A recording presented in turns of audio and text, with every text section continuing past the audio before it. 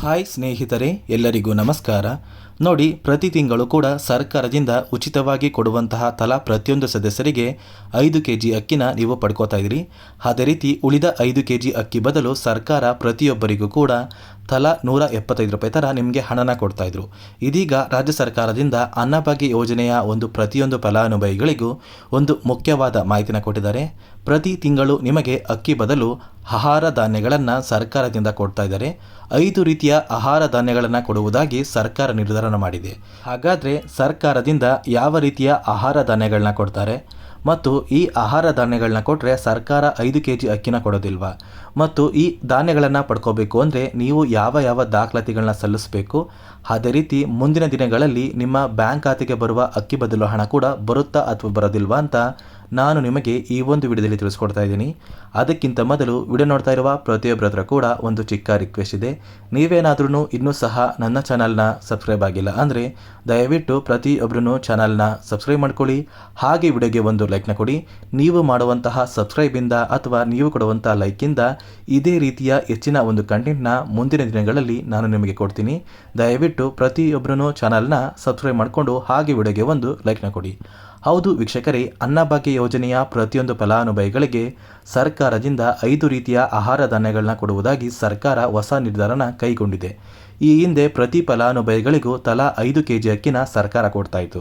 ಅದೇ ರೀತಿ ಉಳಿದ 5 ಕೆಜಿ ಅಕ್ಕಿಯ ಬದಲು ಸರ್ಕಾರ ತಲಾ 175 ರೂಪಾಯಿನ ನಿಮ್ಮ ಬ್ಯಾಂಕ್ ಖಾತೆಗೆ DBT ಮೂಲಕ ಹಾಕ್ತಾ ಇತ್ತು.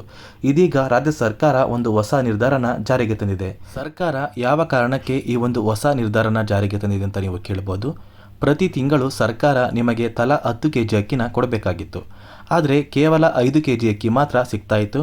ಉಳಿದ 5 ಕೆಜಿ ಅಕ್ಕಿಗೆ ತಲಾ 175 ರೂಪಾಯಿ ಥರ ನಿಮ್ಮ ಬ್ಯಾಂಕ್ ಖಾತೆಗೆ ಆಗ್ತಾಯಿತ್ತು. ಆದರೆ ಇಲ್ಲಿ 175 ರೂಪಾಯಿ ಹಣ ಪ್ರತಿಯೊಂದು ಫಲಾನುಭವಿಗಳ ಬ್ಯಾಂಕ್ ಖಾತೆಗೆ ತಲುಪ್ತಾ ಇಲ್ಲ. ಅಂದರೆ ಕೆಲವೊಂದು ಫಲಾನುಭವಿಗಳ ಬ್ಯಾಂಕ್ ಖಾತೆಗೆ ಹಣ ಬಂದರೆ ಇನ್ನೂ ಕೂಡ ಕೆಲವೊಂದು ಫಲಾನುಭವಿಗಳು ಯಾವುದೇ ರೀತಿಯ ಅಕ್ಕಿ ಬದಲು ಹಣನ ಇನ್ನೂ ಸಹ ಅವರ ಬ್ಯಾಂಕ್ ಖಾತೆಗೆ ಪಡ್ಕೊಂಡಿಲ್ಲ. ಇದೇ ಕಾರಣಕ್ಕೆ ನಿಮ್ಮ ಬ್ಯಾಂಕ್ ಖಾತೆಗೆ ಬರ್ತಾ ಇರುವಂತಹ ಹಣನ ಸರ್ಕಾರ ನಿಲ್ಲಿಸಿ ಆ ಹಣಕ್ಕೆ ಆಹಾರ ಧಾನ್ಯಗಳನ್ನ ಕೊಡಬೇಕು ಅಂತ ಹೊಸ ನಿರ್ಧಾರನ ಮಾಡಿಕೊಂಡಿದೆ. ಸರ್ಕಾರದಿಂದ ಬರುವಂತಹ ಆಹಾರ ಧಾನ್ಯಗಳನ್ನ ನೀವು ಪಡ್ಕೋಬೇಕು ಅಂದರೆ ನಿಮ್ಮ ಊರಿಗೆ ಸಂಬಂಧಪಟ್ಟ ನ್ಯಾಯಬೆಲೆ ಅಂಗಡಿಯಲ್ಲಿ ನೀವು ನಿಮ್ಮ ರೇಷನ್ ಕಾರ್ಡ್ ಮತ್ತು ನಿಮ್ಮ ಮನೆಯ ಸದಸ್ಯರ ಆಧಾರ್ ಕಾರ್ಡ್, ಅದೇ ರೀತಿ ನೀವು ವಾಸವಿರುವ ಮನೆಯ ಕಂದಾಯ ಪತ್ರ ಅಥವಾ ಅಗ್ರಿಮೆಂಟ್, ಈ ದಾಖಲೆಗಳನ್ನ ಆ ನ್ಯಾಯಬೆಲೆ ಅಂಗಡಿಗೆ ನೀವು ಕೊಟ್ಟರೆ ಸರ್ಕಾರದಿಂದ ಮುಂದಿನ ದಿನಗಳಲ್ಲಿ ನಿಮಗೆ ಆಹಾರ ಧಾನ್ಯಗಳ ಕಿಟ್ನ ಕೊಡ್ತಾರೆ. ಈ ಆಹಾರ ಧಾನ್ಯಗಳಲ್ಲಿ ಯಾವ ಧಾನ್ಯಗಳಿರುತ್ತೆ ಅಂತ ಸರ್ಕಾರ ಇನ್ನೂ ಕೂಡ ಯಾವುದೇ ರೀತಿಯ ಮಾಹಿತಿನ ಕೊಟ್ಟಿಲ್ಲ.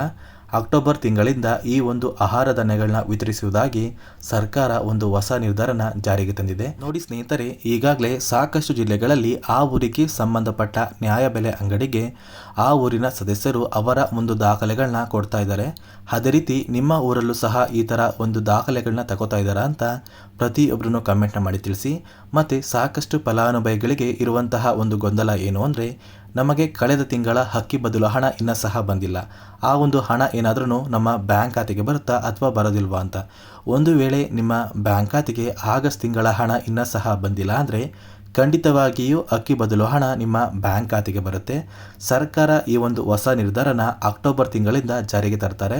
ಅಲ್ಲಿಯವರೆಗೂ ಪ್ರತಿಯೊಂದು ಫಲಾನುಭವಿಗಳಿಗೂ ಕೂಡ ಆಗಸ್ಟ್ ಮತ್ತು ಸೆಪ್ಟೆಂಬರ್ ತಿಂಗಳ ಅಕ್ಕಿ ಬದಲು ಹಣ ಖಂಡಿತವಾಗಿಯೂ ನಿಮ್ಮ ಬ್ಯಾಂಕ್ ಖಾತೆಗೆ ಬರುತ್ತೆ.